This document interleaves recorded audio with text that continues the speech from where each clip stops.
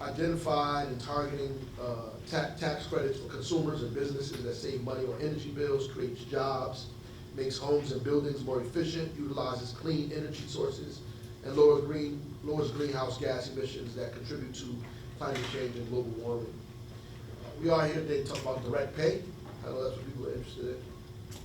The direct pay, creates a funding environment for taxes of entities like us, the local government, school districts, nonprofits, faith-based organizations, etc. Considering novel and clean energy projects, so these organizations that are working on clean energy projects like solar, geothermal, heat pumps, hydro, and organizations pursuing these projects, having completed them, can apply to the IRS and receive the value of the tax credit associated with the investment in the form of a direct check from the U.S. Treasury. That payment could be between 30 to 50% of the value of the energy project, which is incredible. We are all excited about that. One, it incentivizes us to work on clean energy projects. It is incredible because the federal government gives direct money to entities that are doing this work.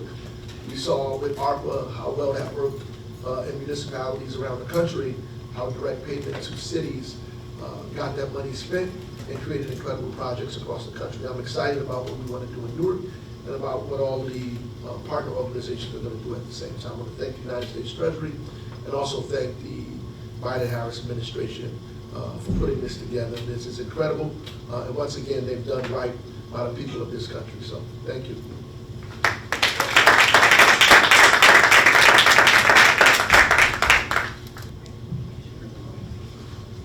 Okay. Hi everyone, good afternoon. My name is Preeti Thangaraj. I'm from the Governor's Office of Climate Action and the Green Economy. Thank you, Mayor, for welcoming us to Newark. As the Mayor mentioned, it's a pretty remarkable time to be investing in clean energy. The Inflation Reduction Act was signed a few years ago. It's the biggest piece of climate legislation since the Clean Air Act. And there's an unprecedented $330 billion in clean energy incentives available to communities, residents, state, local governments, faith institutions, et cetera.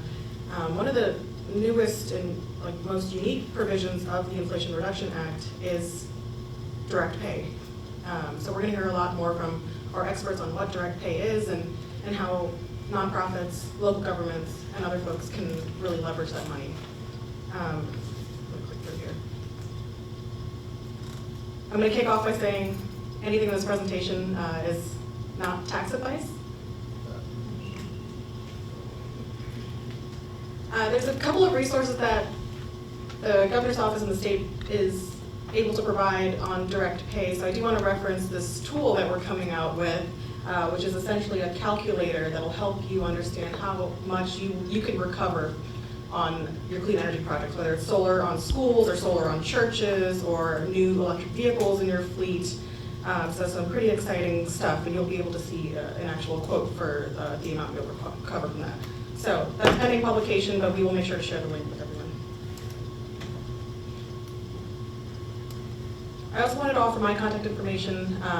I will be your point of contact from the state on direct pay. I will bridge you to resources that you need or any answers you need or any questions you need answered.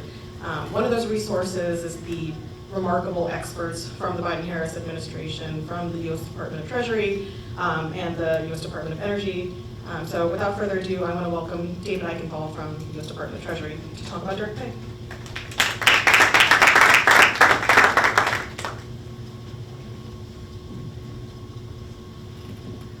Thanks, everyone. Preeti, thanks for that nice introduction. Mayor, thank you so much for welcoming us to Newark.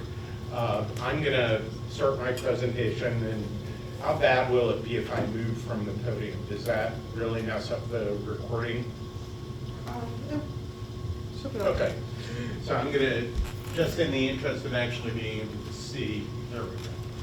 So I'll start by saying, repeating the disclaimer that Preeti offered for the state. I'll make the same disclaimer for the Treasury Department. This is not tax advice. This is not tax guidance.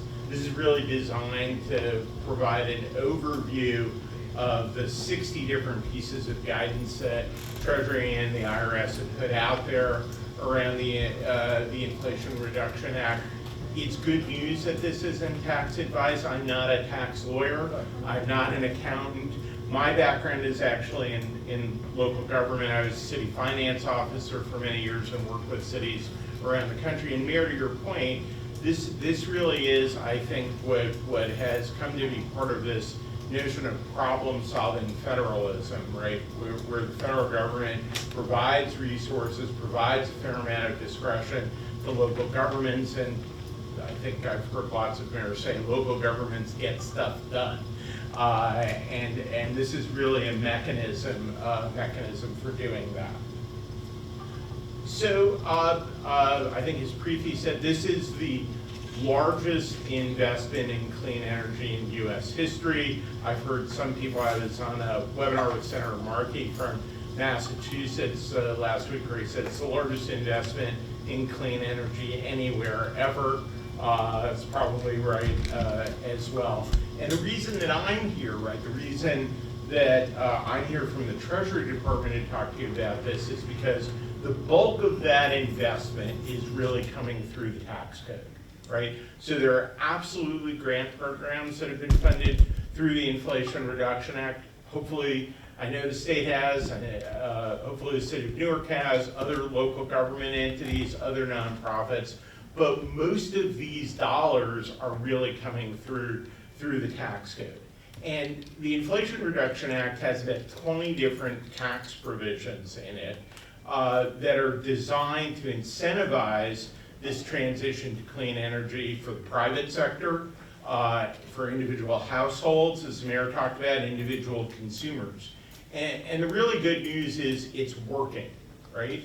So that we know that there's been hundreds of billions of dollars of announced investments in clean energy manufacturing, incentivized in part by the Inflation Reduction Act. We know that for individual households that may be putting solar on their roof, or consumers who may be buying an electric vehicle, it's going to cut costs for them on an ongoing basis. We know that it's having an impact gradually to reduce pollution in some of our communities, and it is essential to meet the goals around the clean energy transition and the goals around emissions that have been stated. What direct pay really does, by the way, it's sometimes called direct pay, sometimes called elective pay. You know, I like to say we named it twice because it's so nice, but it's basically the same thing. What direct pay, what elective pay does, is it doesn't level a playing field. It basically widens a playing field, right? So that to the extent that we have these objectives around the clean energy transition that have to be met, we need to make sure that we're incentivizing the private sector. We need to make sure that we're incentivizing individual households, individual consumers, but local government entities, nonprofit entities, school districts, they are all significant users of energy as well. And direct pay, elective pay is really designed to provide them with a set of financial incentives to advance this transition too. So the way it works is actually pretty straightforward. For about a dozen of those tax provisions, a dozen of those tax credits under the Inflation Reduction Act, direct pay applies. That means if you're the city of Newark, if you're a school district, if you're any one of many different types of applicable entities, talk about what that means in a moment, you can act as if you were a private sector taxpayer and claim the financial value of the credit that would come for you for these investments. Now, again, I know, I used to be a city finance officer. Somebody came and said to me, hey, have I got a tax credit program for you? I kind of look at them a little bit weird and go, I don't pay taxes, so why are you coming to me? That's the whole point of direct pay or elective pay, right? It is a provision in the law that allows non-tax paying entities to take advantage of, to benefit from this tax credit, these series of tax credits. And these are tax credits, right? So frequently when I give these talks, somebody will come up to me and say, can you tell me where the notice of funding opportunity is for this? And how do I go through when's the proposal due? What's the deadline for this? This isn't a competitive grant program, right? These are tax credits, largely uncapped, not subject to competition. So I have a friend who likes to say, if you earn the credit, you get it, right? It's as straightforward as all of that. So how does this work? I'd like y'all to think about 3 different sort of questions as you approach direct pay and how it may work for your government entity, your nonprofit entity, right? First question is, am I an applicable entity under direct pay for the tax code? Second question is, am I engaged in a project or activity, or am I buying things that might meet some of the underlying requirements of the tax credits where direct pay applies? And then the third thing is, as you're thinking about the value, how much money do I get back from the federal government? It's a question around whether you're doing anything that would trigger one of a series of different bonus provisions under direct pay. Well, we'll start with applicable entities, right? Local governments, state governments, agencies or instrumentalities of state or local government, right? All meet the criteria for applicable entities under direct pay. You can see the full list here. It includes rural electric cooperatives, it includes tribal organizations, but really importantly, and it's where local governments, city governments can play such a great role, it includes any nonprofit entity organized in sections 501 to 530 of the tax code, right? So I had a mayor, I did this talk for a bunch of mayors in the Atlanta region. The mayor of Decatur, Georgia came up to me afterwards and said, I had no idea. I had no idea that the city could do this, but I knew about this because I know my church is putting solar on it, and I knew that we're getting direct pay for that. So this is a great opportunity for cities to do what the mayor and the city of Newark has done so well today, convene different people, because there are so many different organizations in every community that are going to be able to benefit from this. Remember, is my organization an applicable entity? Do I meet one of those different criteria? Second question is, am I doing something? Am I engaged in a project? Am I buying something that fits with some of the underlying requirements of any one of the 12 tax credits where direct pay applies, right? And the short answer is, in my experience in working with local governments, with nonprofit entities, they tend to have buildings that you need to power or cool or heat, and they tend to have vehicles. And I think if you've got a vehicle or a building, there's something in direct pay for you. If you're at a point where your organization has a sustainability plan, or the city has a climate action plan, then there are a lot of things in direct pay for you. These 12 credits really fall into 4 different categories, right? So one category has to do with the production of clean fuel. So you'll see on the next slide when I show it that there's a credit related to production of clean hydrogen, for example. There are a couple of credits related to manufacturing. That usually doesn't apply as much to local governments and nonprofits. That's more something for the private sector, but you could think about situations or scenarios where a local government or a nonprofit that may own an industrial park, for example, might want to think about whether there's an opportunity there. The 2 big general areas where direct pay is proving to be most useful, where there's the greatest amount of interest for local government and for the nonprofit sector, are these series of credits related to clean energy generation primarily. So think about building community solar or a solar farm that powers all of the municipal buildings in a community, or converting to geothermal for a campus of a local college or a local community college. And that's done under either the investment tax credit or the production tax credit. So clean energy generation, really big category. The other category where there's a lot of interest, and I think if you look at it on a project by project basis, where we're going to see the greatest amount of early uptake is related to vehicles, right? So if your organization is buying qualified clean vehicles, EVs, right? If your organization or your city or local government is installing charging equipment, there are tax credits available for that, right? We know, we'll talk about this a little bit later on, we know that a lot of places were doing this before there was an Inflation Reduction Act, and it's a continuation, but, and Tracy may talk about this in a bit, you may already be eligible, right? I feel like a bad ad on late night TV. You already may be eligible to file for a credit for purchases that you've already made. So remember, am I an applicable entity? Am I doing any of the things that meet the underlying requirements of these tax credits?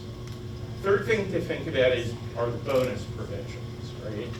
So the first one is a bonus provision related to the labor being used on a particular project, right? So I work for the Biden-Harris administration. President Biden has said he is the most pro-union president ever. Shouldn't be a surprise, right, that there is a bonus provision related to paying prevailing wage on a project and using participants in a registered apprenticeship program on a project, right? And I'll talk in a moment, it's a significant bonus depending on the size of the project and the type of project that you're doing. So there's a bonus related to labor. There's a bonus related to the materials that are used in that project. Probably heard the president talk about, or the vice president talk about, Buy America, right? So there is a bonus related to domestic content being used. There are also two bonuses related to where the project is going, right? So I will tell you, one of the best pieces of news of what we're seeing in terms of private sector investment in clean energy is based on announced projects. Those projects are disproportionately going to counties in the country where the median household income is lower than the national average and the unemployment rate is higher than the national average. So we're making sure that those investments are going to the places that need it the most. These bonus provisions, and they apply under direct pay as well, are part of that. So there is a bonus provision if you locate this project in an energy community. So that is, it could be a place where there used to be a lot of coal mining, or there used to be a coal-fired power plant that helped generate revenue or created employment. But for the purposes of this bonus, if you locate the project on a brownfield site, you may be eligible for this energy community bonus. And then finally, and this is one of the only cases where there is sort of an allocation process, so there's a little bit of competition. There's a bonus related to certain projects being located in low-income communities as well. So what does this all look like, right? Some people, when I used to do work on budget and finance issues, some people would ask me when I'd come up with a bunch of proposals, they'd say, yeah, but is the juice worth the squeeze, right? You know, what are we going to get at the end of the day if we do all this work? Filing taxes, we've never filed taxes before. So I would argue to you that you get a lot, right? So the easiest example to think about is when you're doing something related to your fleet, right?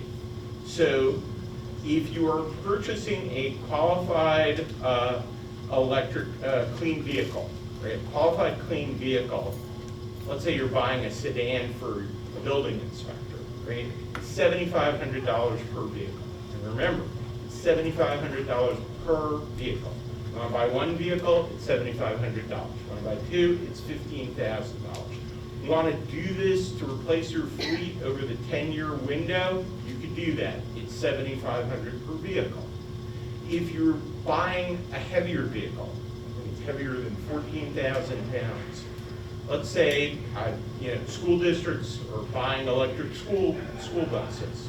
I've talked to a couple of cities now buying electric fire engines, right? There, it goes up to $40,000 per vehicle. And you get up to 30% back on the cost of installing electric charging equipment or other types of alternative fuel products. So that's the most straightforward example, right?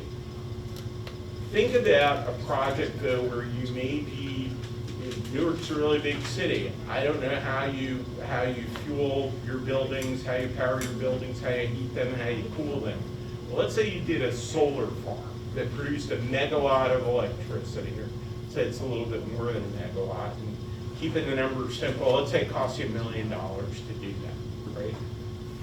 You start at if you're trying to get an investment tax credit, start at a 6% investment tax credit, which is okay. If you meet that prevailing wage requirement, the prevailing wage and apprentice requirement, the bonus kicks that up to 30%. If you also meet the domestic content bonus requirement, it goes to 40%. If you also meet the energy community requirement, it could go to 50%. That's what the mayor was talking about when he said that that credit could be as much as 50%.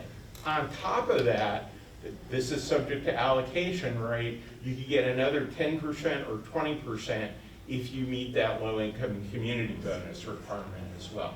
So I would argue to you, and we've heard this, I've heard this from local governments, I've heard this from state governments, this changes the equation, right? I've had budget directors say, there's a big difference between $1 million project that I've got to figure out how to fund all by myself, and $1 million project where I know that at the back end of the process, federal government's going to come to me with a check for half of the cost. So, this is my favorite part because I'm a former budget person. It used to drive me crazy when I was a city finance officer that there would be projects that I knew would generate recurring savings, but I couldn't get them in the capital budget, right? It's just hard. They're sort of less appealing sometimes.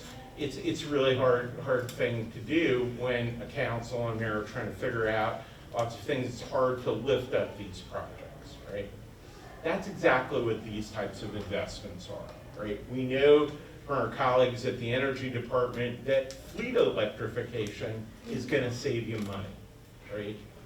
We know from case studies that have been done, this case involves a college campus, that moving to geothermal, it's not just that capital cost comes down because of the direct pay provision, but the ongoing operating cost is going to come down as well. And it's the reason why cities like San Antonio, lots of cities around the country, are looking at doing solar projects because not only do they think it creates jobs, not only do they think it does what they want to do in terms of moving toward clean energy, it can save money too. Right? So again, it's a lot easier to get these projects funded when the federal government is picking up 30% of the cost or 40% of the cost or 50% of the cost, and there are recurring savings for the city or a nonprofit or another government entity to benefit from. Right?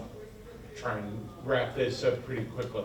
One of the big things that cities around the country have been so successful at over the last couple of years because of the legislation under President Biden and Vice President Harris, between the bipartisan infrastructure law and IRA and American Rescue Plan. We've been really good at taking multiple different resources, right, to figure out how to fully fund a project. And some people talk about it as blending and braiding. 4 o'clock in the afternoon, I always worry that I'm going to say brending and blading, but I didn't, right? So here it's blending and braiding. You can blend and braid with grants and with direct pay. So, for example, again, let me keep the numbers simple. Let's say you've got a project for $100,000 and you get a $70,000 grant for that. Well, if that project meets the underlying requirements of one of the tax credits, and you get an investment tax credit of 30%, you get that 30% on the full $100,000. So all of a sudden you go from a $100,000 project that you're trying to figure out how to finance to a project that's got $70,000 in grant money, but you could also file for and get that remaining $30,000 in investment tax credit as well. There's something called the excess benefit rule, so the only thing you can't do is you can't get more than 100% of the cost of the project, which seems fair. So let me tell you where I think we are, and I'm really interested to hear in the Q&A period where folks are here today. This is really very new, right? So the President signed the Inflation Reduction Act in August of 2022. The first projects where applicable entities were able to file for them, those occurred in 2023. The first opportunity to file for them was really in May of this year. For lots of government entities, there's an automatic extension that allows for the first filing to take place in November of this year, and lots of state and local government entities, or like I was in law school, if you get the extension, you take it. So we're going to see a lot of filings in November of this year. So we are still at an early stage of this, right? So there are some places that were what I would call pre-adopters. So those were folks that were doing stuff, were buying electric vehicles already, and they're now able pretty quickly to take advantage of these benefits. There are some people who were early adopters, right? They had a climate action plan, they had a sustainability plan, they just weren't quite sure how to finance some of the projects. Now, there's a way to finance them. The vast majority of local governments and nonprofits are kind of in the beginning and planning stage. And again, that's okay. We need people to move forward quickly. That's the whole idea of the incentives. But the benefit of the 10-year runway is this isn't a grant program that, you know, if you don't meet the proposal deadline of next Tuesday, you're out of luck. Cities, local government entities, nonprofits have time to plan, but the idea is to make sure that folks are aware of it now so that they can get moving.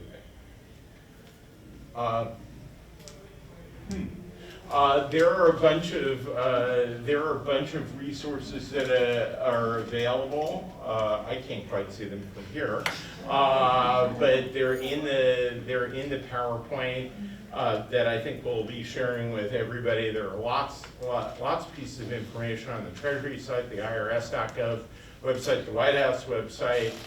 You just heard that the state is now getting ready to put together this calculator, which I think is a great idea. So there's a lot of information out there.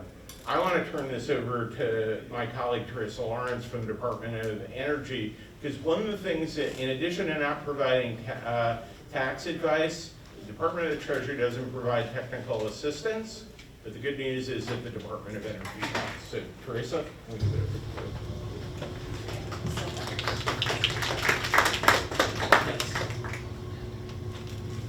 and let's leave his name, and you'll be receiving his email when we get the deck sent out. So it's a pleasure to be here today from the Department of Energy and from the Office of Policy, and we are supporting the Department of Treasury as we go around to make sure that everyone knows about this historic opportunity. The laws that were mentioned have been historic for a variety of reasons, but one of which is because this is the first time ever tax-exempt entities are able to avail themselves of the tax credits to get the full benefit of the tax credit in the form of a direct cash payment. We really think this is a game changer in the deployment of clean energy resources, and we want to make sure that we share the information so that strategies can be built, and planning is key to make sure we can get all of the benefits of which David spoke about.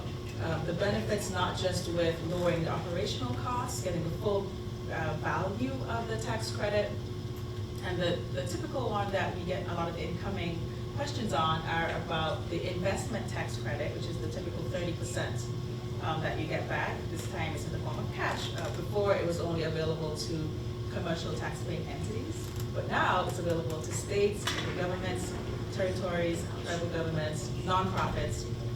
So it's very exciting. A lot of them result in jobs, and then what's also exciting is the ability to have the pairing, combining it. The Department of Energy, we have a lot of funding opportunities that are currently out on the streets. We've stood up a number of new offices to really make sure what Preeti spoke about with the $330 billion, a lot of it resides with the Department of Energy, and we have a lot of new offices to make sure we get the funds deployed, we get the systems built. Once it's a zero-emitting technology, this will apply. And then the partnerships, that's another key portion of the technical assistance that we provide in helping to inform when you're building your project teams, who needs to be in the room.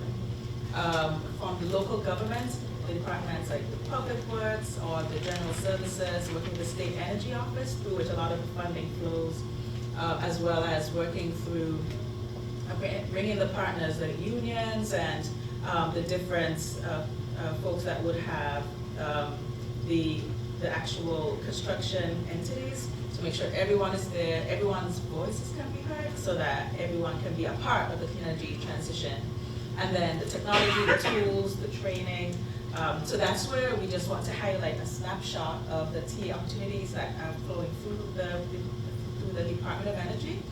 And by no means is this an exhaustive list, but certainly we just highlighted a few just to get a feel for some of the opportunities. So starting with clean energy to communities, or C2C. This is an exciting opportunity with 3 different opportunities to participate. We have the in-depth partnerships, which are more along the lines of a 3-year kind of timeline commitment. And the way these work is we bring together the local governments and all of the participating entities with the local electric utility companies and the community-based organizations, nonprofits, and we pair them up with some of the experts from our national labs. So they're already under contract with, under the agreement for the purposes of this program. And we have a lot to choose from because we have 17 national labs with tons of expertise. And this is a very exciting opportunity because it is available on a rolling basis. It doesn't close at a certain time. It's a very easy application form, and this is the 3rd expert match opportunity, where there are 40 to 60 hours of just direct and in-depth engagement to solve a challenge or to plan a project. So this is very useful, and we are wanting to make sure we can get the input of the communities, as David mentioned, with the local government approach, like the communities on the ground mobilizing. We want to make sure that everyone is involved, and for having these types of collaboratives or collaboration opportunities and having the stakeholder engagement, very important. So that C2C is the first T opportunity highlighted here today. And then secondly is EECBG, some of you may have heard about, Energy Efficiency and Conservation Block Grant. It was around a decade ago with the American Recovery and Reinvestment Act. We got another boost of funding through the Inflation Reduction Act. Very flexible funding, a lot of different opportunities in the universe of energy, resources, and clean energy. And it is available through formula grants as well as competitive. And this provides a lot of technical assistance in the form of blueprints and cohorts. So just making sure that communities know about the opportunities to have peer groups and to have information exchange on best practices, as well as working with getting in cohorts. EECBG has 13 discrete areas in the area of not only efficiency, but also renewables, clean transportation, financing, workforce, building codes, like all of the different areas that you can join and get some of the best practices and how-to guides of building a project and being able to execute it successfully. So this type of TA can really help in the planning phase of the type of project you want to think about when you're going to apply on the back end for direct pay, to make sure you can get that funding stream coming in very soon after the project is built and is operational. And we have some links that will be sent out as well. And then also leaning in on the Legacy State Energy Program. This has been around for a while, also got a boost of funding, and it has a lot of focus on training and technical assistance to make sure that when states are planning this, funding, it flows through the state energy office typically, just to make sure that all of the energy that provided can be clean and affordable. We know like states may have 2050 goals for net zero or a certain timeline by which they want to start to decarbonize the grid. So all of this helps with the holistic planning, and this pairs very nicely with the opportunity for direct pay and elective pay. So there are project officers that are located all around the nation that can be utilized to make sure that we have all of the information. And then for the technologically savvy ones around who really like apps, we like maps, we like portals, we like databases, and different tools and need resources. DOE has this nice gateway, the State and Local Solution Center, that can really help to provide like, really nimble types of data where everything can be up to date. This is a resource hub, and it is just a very neat. Once you go to the website, you'll see all of the slope tool and all of these different forms of data sources that can be accessed. So that's another great opportunity to pair with the technical assistance opportunities. And lastly, we recently launched a funding opportunity coming through the Office of Policy called Elective Pay Blueprints for Communities. And this really will result in model plans and just really good best practices for being able to know how to navigate the whole realm of elective pay. There will be resource guides and documents, templates, also very helpful. This is on a very quick turn. It's only out on the street for a month, and we're looking for organizations familiar with providing technical assistance and educational guidance to help with building communities and increasing and improving resilience, to be able to apply for this so that we can have mass distribution of the resources that come out of this opportunity.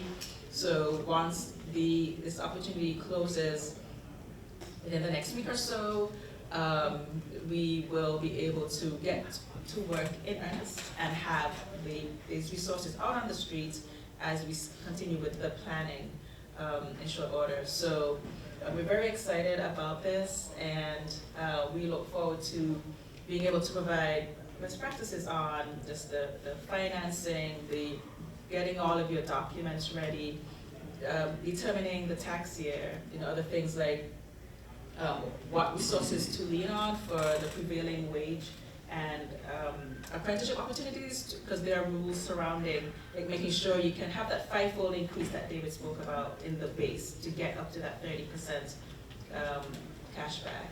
So we're really looking forward to being able to continue the conversation. And so that's just a snapshot. We're here when our information goes out. Feel free to reach out to us at DOE. We have other folks, back at the office. We often schedule one-on-ones with different entities or different local governments with some of the more in-depth questions that would be applicable on on a particular basis. So with that, I'll hand off to Sustainable Jersey.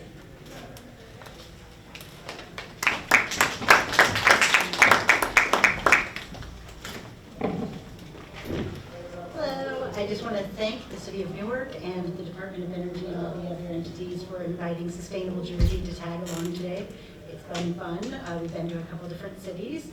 And I just wanted to share, my name is Tracy Woods. I'm from Sustainable Jersey, which is a statewide nonprofit that serves municipalities and school districts. And we help them do sustainability projects. One of our key offerings, which the City of Newark has taken advantage of, is a technical assistance program where we support municipalities and school districts in completing sustainability projects that have to do with energy. We also just recently worked with the City of Newark to help with their community energy plan. And I want to acknowledge Nicole from the Office of Sustainability over here, who is a great partner in that project. Currently, the City of Newark is certified at the bronze level at the Sustainable Jersey program, which is it's a very difficult program, and it's a distinct feat that they have managed it. So we're really pleased to be here today. And I wanted to talk about how the technical assistance program at Sustainable Jersey really aligns with all these other programs and opportunities that you've been hearing about today, because one of the things that we do is we help municipalities and school districts look for funding opportunities, like David was saying, to braid into these programs, funding the overall projects. So we help municipalities and school districts identify funding through the federal government, the state utilities, that can be put onto the incentives that come through the direct pay program to create the total funding package for programs. And so we're really, that's something that we are funding through the Board of Public Utilities to help with for municipalities and school districts this year, and we're very pleased to be part of that program. Just a couple things I want to, that were mentioned earlier that I want to reiterate is one piece of really good news. As David said, many of us are just finding out about this and may have felt like, oh, we missed an opportunity for a recently completed program.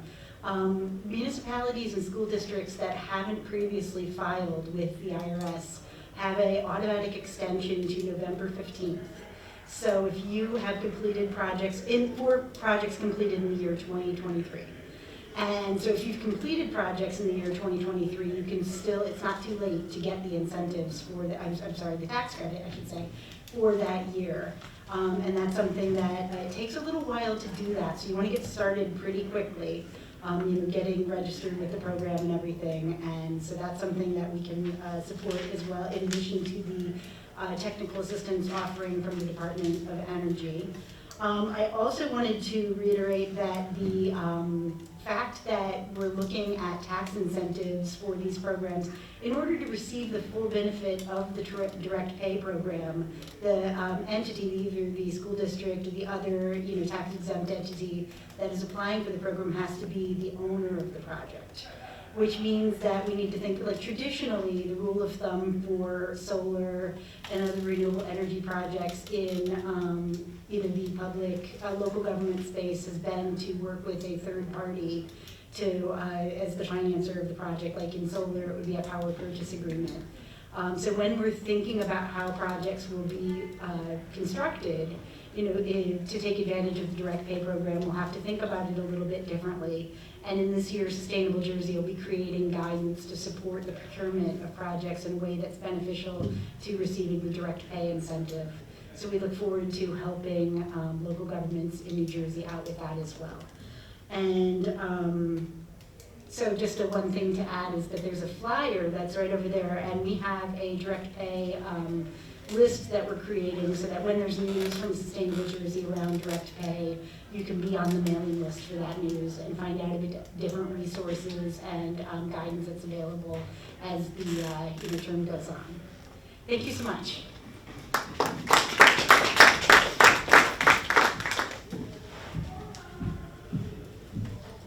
As Tracy mentioned, we have a handout right on that blue table over there. It has all the information that you may need, especially contact information, so that we can help you navigate whether you qualify and can claim your direct pay credit. So very exciting. Thanks so much for all the presenters. I'm going to open it up to questions. Is there no questions? Yes. Hi, Vivian from Personally. My question is about projects that already have been completed. How far back can it go? David, do you want to take that one? Sure. Is it start date or the end date or, that sort of thing? So if it's a project that went into service after January of 2023, it may be eligible, right? It goes to a question about what your tax year is, but it's worth, if you've gotten any projects that actually went into service or where you purchased them and then they went into service after January 1, 2023, it's worth looking at the details of the tax provisions to see if you can still get a credit on that. But if it's anything that, you built in 2021 and it started generating power in 2022, unfortunately that isn't covered. I have another question, just around the grant. You mentioned that grading the funding and, you can already have a grant. Can federal funds be part of that, or is it in front? Yeah. Yes. So the answer is yes. And to be clear, on all of this, right? So in addition to this isn't tax guidance, the answer on all of this is you should look closely at all the provisions, and people are, because of the dollars involved, people are bringing on tax professionals to help them look at all of this, right? But the answer is generally speaking yes. If it's federal grant, it works. There's nothing in the tax code that precludes it. Individual branches, departments, or agencies may have their own rules about how their grants are used, so you need to consult with them as well. But the tax code provisions were designed so that you could blend and break. Twice. Yeah. This is, I guess, related to the lending and breaking issue.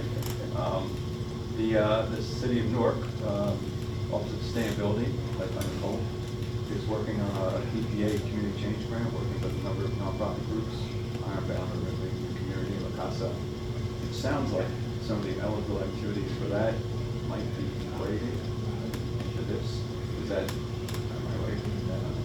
Yeah, again, you should consult with the EPA in terms of the use of the grant, but I believe that actually the community change grant in particular was designed to make sure that you can do it in concert with direct pay.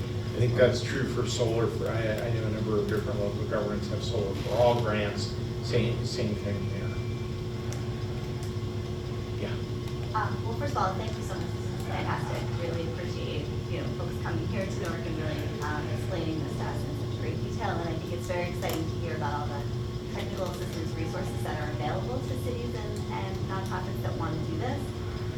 My question is around, so I think even with all of the blendable and gradable resources through the IRA, right, there is still sort of this gap that we know that a lot of cities and organizations are going to have in getting access to the upfront capital to be able to do, particularly like the big transformative projects, right, like fleet conversion or geothermal. So is there any kind of coordination happening at the federal level where, like, folks are talking to, for example, the greenhouse gas reduction funding grantees or the loan program office to really make sure that cities can get access to that deeply affordable capital? Yeah, I think there are a bunch of different, right, so there are a couple of questions in there, right? There's a question about, great, you're gonna give me 30%, where do I get the other 70%, right? That's one. The other question that's in there is, great, you're gonna give me 30%, but I don't get it until after I've built everything, put it into service, waited until I could file for the tax year, and then I have to wait for the check to come back. So on the last point, I'll give you a bit of good news, right? So when we issued the final rules on direct pay, when Treasury and IRS issued the final rules, one of the questions that those of us doing this sort of engagement were pushing is, well, when do they get a check? Because from a bridge financing perspective, right, there's a big difference between 2 days, 2 weeks, 2 months, and 2 years.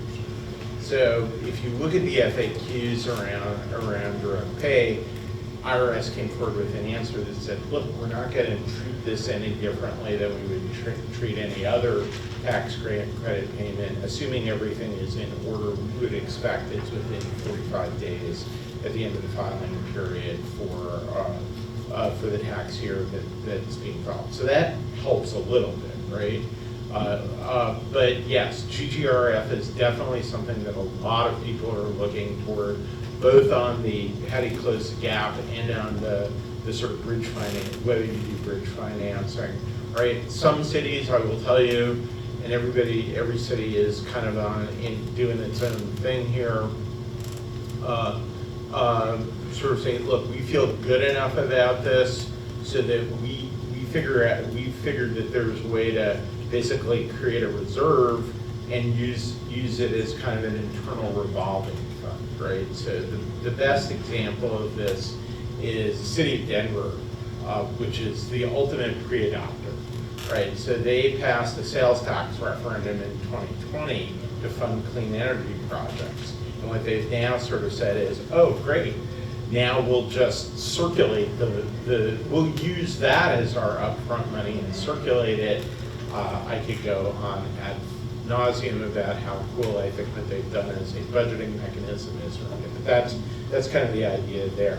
Then there's, there are some places that are pursuing commercial loan activity. There's the ability to use direct pay in conjunction with the issuance of municipal debt or other types of debt. There's a haircut provision if you do that, though, so you need to be careful about that from a planning perspective. And I think lots of different people, including some state governments around the country, are trying to figure out whether there's a potential green bank angle here, whether there's some other sort of revolving fund angle. So it is absolutely an issue, and I think a lot of people are focused on. I think one of the great things about what energy is doing with these blueprints is, I think one of the things that winds up getting explored in that is, what are the various different mechanisms?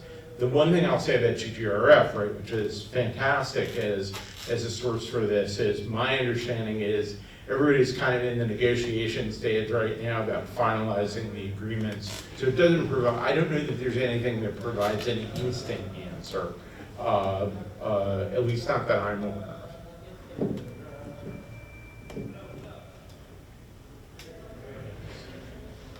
Yeah, no question. Yeah. My question is around you had the labor with the prevailing wage and apprentice. Now, do you have to have both of those in the same thing? Can I have an apprentice without having a prevailing wage? So I would urge you, right, so there's gonna be additional guidance on this coming out, right? But there's some preliminary guidance on it already. I can't remember what the percentage, I think it is both. I don't know if it's the exact, I don't know if it's the exact same thing in terms of prevailing wage rates as Davis-Bacon would be, but conceptually it's the same thing. And I wanna say, please do not hold me to this, right? This is definitely not tax advice. I think it's like 15% of the project has to come through a registered apprenticeship program. But then there are all sorts of provisions about, well, what if we try in a particular trade, but we can't get it? So I would urge you to read the guidance that's down there. I also want to say, because somebody just told me this, there may also be something related to project labor agreements, for example, that allow you to deal with, that create sort of a safe harbor in terms of dealing with the prevailing wage and apprenticeship requirement. It's not required, but it's a means of doing it. Yeah, can I add one thing? Yeah, Jake. One resource I'd recommend everyone go to is irs.gov/elective pay, and that'll detail out some of the guidance that the IRS has already issued. But I always tell my friends who don't work in politics or government is, if you remember Schoolhouse Rock for how a bill becomes a law, they need to make a second song for how laws become guidance. Right. And that is what our teams have been working on. And so what the administration's been trying to do before the end of the year, so we have quite a deadline coming up, is that we want to get as much guidance out to make sure that businesses and nonprofits and local governments have enough information so they can know what decisions they need to make. And then we take in feedback, we have a notice of public comment, and then we can finalize that guidance. And so for prevailing wage, what we'd recommend is you open up that website, you go to the guidance, and you sit down with your tax attorney, who is obviously not David, as helpful as he's been, but you sit down with your own municipalities or organizations' tax attorneys, and then you go through that. And then if you have any questions based on that interpretation, you can come to us, you can come to your technical assistance teams. I think that link is one of the magic secret links that wasn't showing on the page. So there, just so you all know, there are like 60 different pieces of guidance that have been issued since August of 2022. I think the last time I looked, it was 1,800 pages. Here's the good news. So first of all, I actually had a tax accountant come up to me this morning in Passaic to tell me how easy this was and how clear both the code was. Not sure if I agree with that, but how easy the code was. But what I do agree with is the FAQs and the guidance that Joe was talking about are really quite clear, and I think really helpful. The other thing that I can do for you is I can't give you tax advice, but if you raise a specific question for me, very often I know where it is, right? So I could save you some time in going through the 1,800 pages of guidance and the FAQs. The question may not totally answer every aspect of it, and again, to Jay's point, that's why there are tax attorneys and tax professionals that get involved with this sort of thing, but that is the one area. If we've already given advice or given guidance or opined on it, I could point you in that direction.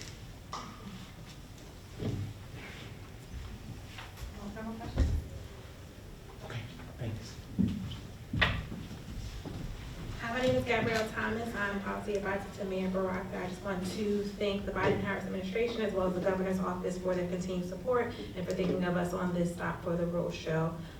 Just to give you all a heads up in the room, this will also be posted on the city's YouTube channel. I know there's a lot of information that was presented to you all, so this will live on our YouTube channel. Once that goes live, we will definitely send out an email address to all those who could not be in attendance, as well as to you, so that you can go back and get some of this information. As mentioned before, there are packets for you to take on the table, so you can grab them on the way out. Thank you.